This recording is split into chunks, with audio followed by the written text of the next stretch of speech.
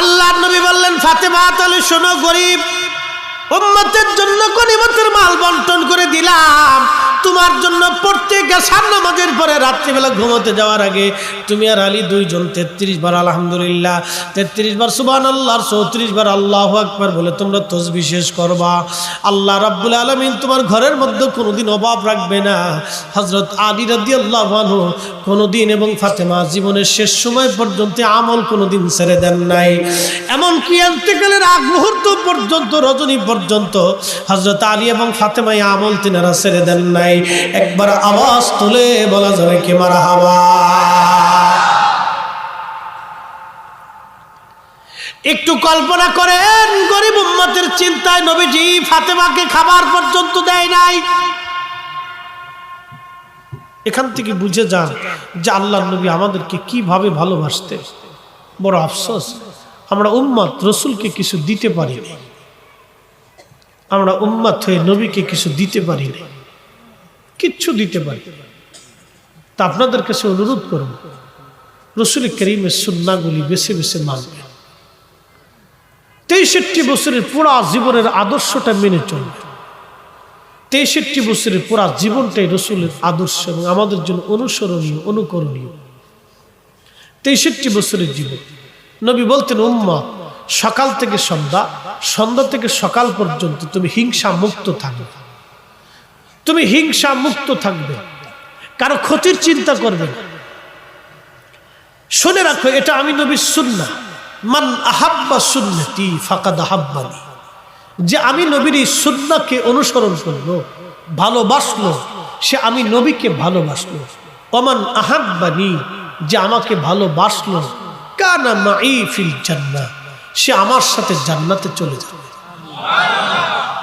আহা, ও নবীর উম্মত, সকাল থেকে সন্ধ্যা, সন্ধ্যা থেকে সকাল, বিকলবিন সালিম, হৃদয় থেকে পরিশুদ্ধ করবেন। তাসকিয়াতুন নফস। তাসাউফের প্রথম সবকের নাম তাসকিয়াতুন নফস, আত্মশুদ্ধি, আত্মাকে পরিশুদ্ধ করা, নিজের নফসকে কন্ট্রোল করা, হিংসা মুক্ত রাখা, রিয়া মুক্ত রাখা, অহংকার মুক্ত রাখা, অহমিকা মুক্ত রাখা, কামনা বাসনা এগুলি থেকে নিজের নফসকে কন্ট্রোল করা, মুক্ত রাখা। এটা যে করতে পেরেছে সে প্রকৃত আল্লাহর নবীর সুন্নাহ জীবনে পালন করতে পেরেছে। প্রকৃত সুন্নাহ, নিজের নফসকে কন্ট্রোল করা, নিয়ন্ত্রণ করা, এটা অনেক বড় একটা জিহাদ। চেষ্টা করতে হবে, এটা অনেক বড় জিহাদ আমাদের জীবনে চেষ্টা করতে হবে। সাহাবায়ে কেরাম এই চেষ্টার মধ্যে সারা জীবন কাটাই দিচ্ছে। আরে আবু বকর সিদ্দিক রাদিয়াল্লাহু তাআলা আনহুর দরবারে তার গোলাম খাবার নিয়ে আসছে, তো উনি খাবার খেয়ে ফেলে দিল। খাবার খেয়ে ফেলে দেওয়ার পরে প্রত্যেকদিন জিজ্ঞেস করে, তা আজকে ক্ষুধার কারণে জিজ্ঞেস করে, জিজ্ঞেস করলেন গোলাম কোথার থেকে আনছো? বলে অমুক গণকের কাছ থেকে আনছে। বলে সর্বনাশ করছো কি? গলার মধ্যে আঙ্গুল ঢুকেই দিল। বমি আসে না, আসে না। সাহাবায়ে কেরাম বলেন, আমিরুল মুমিনিন, আপনি তো মারা যাবেন। হযরত আবু বকর বলেন, আমি যদি মরে যাই তাহলে ভালো, আর যদি খাবার বের হয়ে যায় তাও ভালো। খাবার হজম হওয়ার আগে আমাকে হয় মরে যেতে হবে, আর না হয় খাবার বের করে ফেলে দিতে হবে।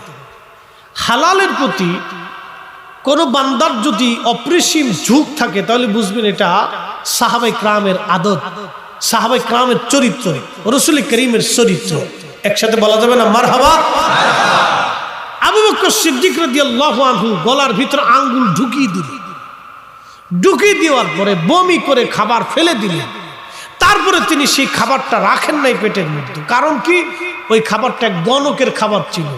আল্লাহর নবী বলছেন, উম্মত গণকের খাবার কুকুরের বিষ্ঠার মতো। কুকুর খাবার খাওয়ার পরে যেটা বমি করে ফেলে দেয় এটা হলো বিষ্ঠা।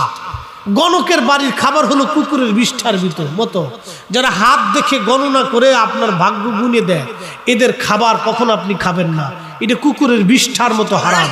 আল্লাহ পাক এই হারাম থেকে আমাদেরকে বাঁচায় রাখুক, বলে না আমিন। মোহতারাম, এটা অনেক দামি ইবাদত, চেষ্টা করবেন আপনারা।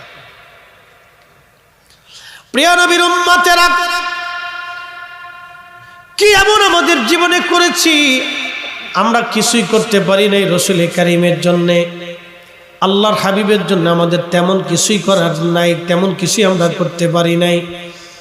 সাহাবীরা সারা জীবন কষ্ট করে অভাব অনটনকে বরণ করে জিহাদ করে যুদ্ধের ময়দানে কাটিয়ে রসুলকে তারা ভালোবেসে গেছেন। নবীর দরবারে একজন সাহাবীর কথা আপনাদেরকে না বললেই নয়। একজন সাহাবীর নাম ছিল, তার নাম হযরতে জুলাইবিব রাদিয়াল্লাহু আনহু। নবীজির একজন ছোট্ট সাহাবী ছিলেন, তার নাম জুলাইবিব। আমাদের দেশে কিছু মানুষ আছে দেখবেন বামন বেঠে, একবারে ছোট ছোট দেখবেন কিছু মানুষ আছে বামন। এই বামনদেরকে নিয়ে আমাদের সমাজে হাসি তামাশা হয়, দেখবেন তাদেরকে নিয়ে মানুষ মানে মস্করা করে, সার্কাসে দেখানো হয়, খেলাধুলা করে হাসি তামাশা করে। এই সাহাবীদের মধ্যে একজন সাহাবী ছিলেন, তার নাম জুলাইবিব রাদিয়াল্লাহু আনহু।